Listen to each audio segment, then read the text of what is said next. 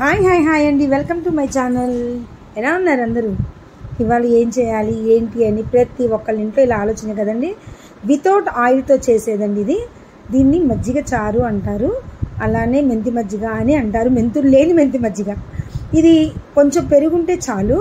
ఈ విధంగా ముందైతే కవ్వం పెట్టి గిలకొట్టేసుకోండి. దీంట్లోకి పెరుగు, అలానే జీలకర్ర, ఉప్పు, దంచి పెట్టుకునే వెల్లుల్లి, పచ్చిమిరకాయలు, కొత్తిమీర ఇవి ఉంటే చాలండి. ఆయిల్తో పనే లేదు. కానీ ఇది అన్నంలో కలుపుకొని తింటే ఉంటుందండి.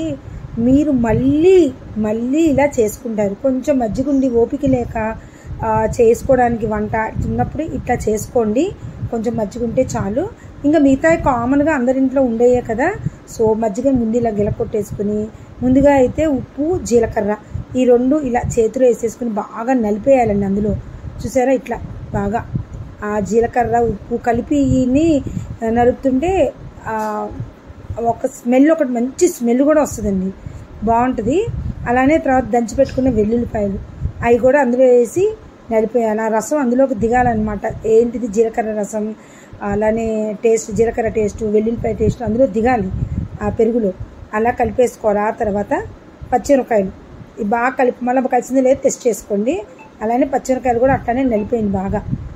అవి చూసారా ఇట్లా ఈ విధంగా బాగా నలిపేసుకుని, ఆ తర్వాత సరిపడ ఉప్పు వేసుకుని, కొత్తిమీర వేసుకుని, కావలసినంత ఎంత కావాలో అంత వాటర్, బాగా చిక్కగా కావాలా మీడియంగా ఉండాలా మనం చూసుకుని వేసుకోవచ్చు అది.